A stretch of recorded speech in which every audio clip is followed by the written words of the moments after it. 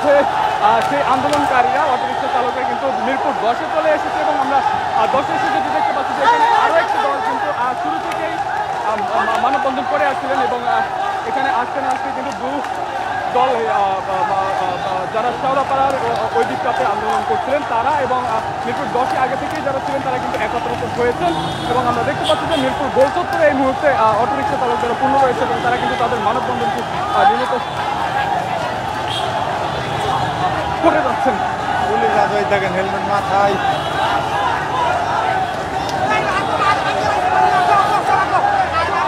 এখন কিন্তু বর্তমানে প্রায় 3 থেকে 4 সপ্তাহের মতো কিন্তু আমরা দেখতে পাচ্ছি এখানে অটোরিক্সা চালকরা রয়েছে তারা কিন্তু নিয়মিত করে যাচ্ছে এবং এখানে কিন্তু আমরা দেখতে পাচ্ছি যে পুলিশ সদস্যরা আছে।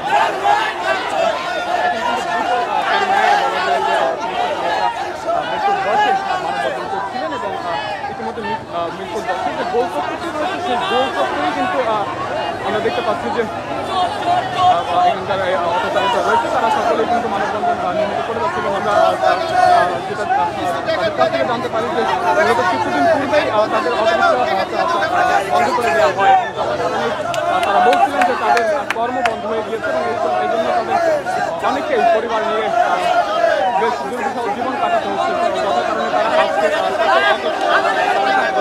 তারা মিলে মানববন্ধনে শুরুতেই কিন্তু তারা চারপাড়া তালতলা এবং আগামের ওই দিকটাতে মানববন্ধন করেছে এখন বর্তমানে মিরপুর 10-এ রয়েছে এবং এখানে আগে থেকে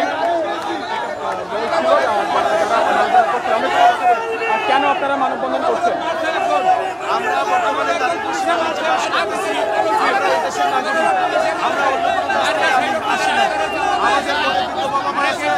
আমাদের সন্তান আছে, আমাদের স্ত্রী আছে, আমরা অন্য চাই, বস্ত্র চাই, আমরা সৎকর্মের মাধ্যমে বাঁচতে চাই। হঠাৎ করে সরকার আমাদের এই গাড়িগুলো বন্ধ করে দিচ্ছে, আমরা এখন কি করব? আমরা চাই সরকার আমাদের সময় দেওয়া হোক, সেই সময়ের মধ্যে আমরা প্রয়োজনে আমাদের গাড়ির ব্যবস্থা করব।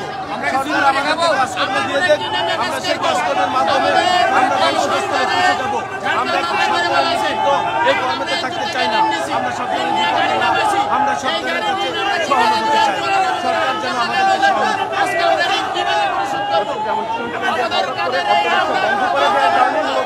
তারা আজকে মানববন্ধন করেছে।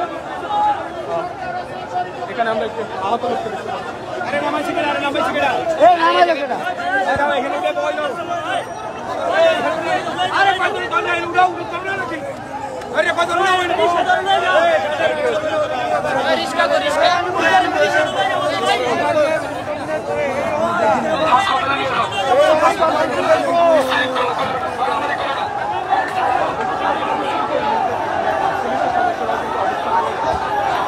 এখানে মূলত সড়ক করে বন্ধ করে দিয়েছে। আমরা দেখতে পাচ্ছি যে কোনো ধরনের পুলিশের অত্যাচার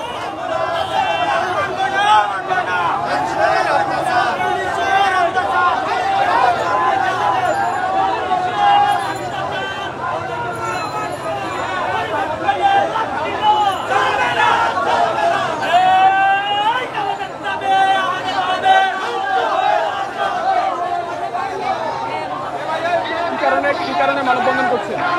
আমরা আন্দোলন করতেছি, আমাদের কথা হয়েছে কি আমরা চাই যে আমরা অটো গাড়ি চলতো, সরকারের বাইরের রাষ্ট্র থেকে এটা ইম্পোর্ট করছে, ইম্পোর্ট করে আমরা এখানে বানাইছি এটা একটা ট্যাক্স পাইছে, তাহলে আমাদের উপরে দিলে এই আমরা সরকার আমরা ঋণ করে গাড়ি কিনছি, এখন আমাদের এটা বাইরের রাষ্ট্র থেকে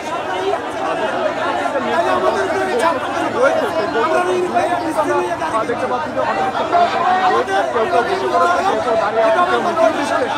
এক কথায় দেখতে পাচ্ছি পুরো গোলচত্বর জুড়েই কিন্তু অটোরিক্সা চালকরা এখানে রয়েছে, তারা তাদের মানববন্ধন নিয়মিত করে যাচ্ছে এবং আজকে যে যানবাহনগুলো রয়েছে সেই যানবাহন কিন্তু বন্ধ রয়েছে এবং সেটি কিন্তু চারপাশের যে রোডগুলো রয়েছে সেই রোডগুলো বন্ধ করে দেওয়া হয়েছে। যারা মানববন্ধনকারীরা রয়েছেন তারা এগুলো বন্ধ করে দিয়েছেন। খুব একটা বেশি যানবাহন চলতে পারছিলাম, শুধুমাত্র স্কুলের যাওয়ার জন্য যে গাড়িগুলো রয়েছে ভ্যানগুলো রয়েছে সেগুলোই যাচ্ছে, তারা আসলে কোনো ধরনের যানবাহন কিন্তু এই মুহূর্তে চলছে না। পাশাপাশি এখানে কিন্তু আইন শৃঙ্খলা বাহিনীর সদস্যরা রয়েছেন।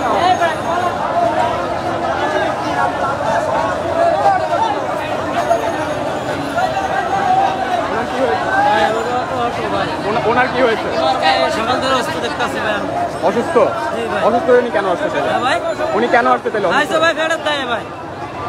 কিছু করার নাই ভাই, আমাকে তো কাজ দেন, আমরা কাজ করি, আমাকে গাড়ি চালাইতে হইব, কিছু করার নাই ভাই। আমাদেরকে মহল্লার ভিতরে অন্তপক্ষে জায়গা দেন যে আমরা গাড়ি চালাই ছেলে বউগুলা বানিয়ে খাইতে পারি আমরা। আমরা অন্তপক্ষে মহল্লার ভিতরে জায়গা দেন। এই আন্দোলন আমাকে দরকার ছিল না, আমাকে সরকার বাধ্য করছে। আমাকে পেটে এখন ভাত নাই, আমার পেটে ভাত দেওয়ার লাগে আমরা চাইতে ট্রাই করতে পারছি। আমরা রোডে নামতে এখন বাধ্য হয়ে গেছি। যেমনটি শুনছিলেন যে মূলত অটোরিক্সা তাদের বন্ধ করে দেওয়ার কারণে এটি ছিল তাদের একমাত্র অবলম্বন। যথাক্রমে হঠাৎ করে এটি বন্ধ করে দেওয়ার কারণে তাদের কর্ম বন্ধ হয়ে যাচ্ছে এমনটি বলছিলেন তারা। তো এজন্য আজকে তারা মাঠে নেমেছেন এবং আন্দোলন করছেন। সদস্যরাও রয়েছে আর তারা সকলেই কিন্তু আমরা দেখতে পাচ্ছি যে তারা কিন্তু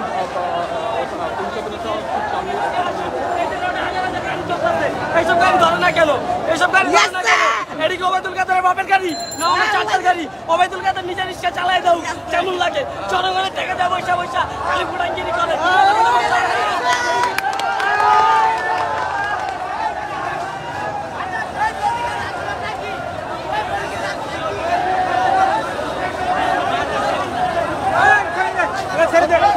খাওয়াছে না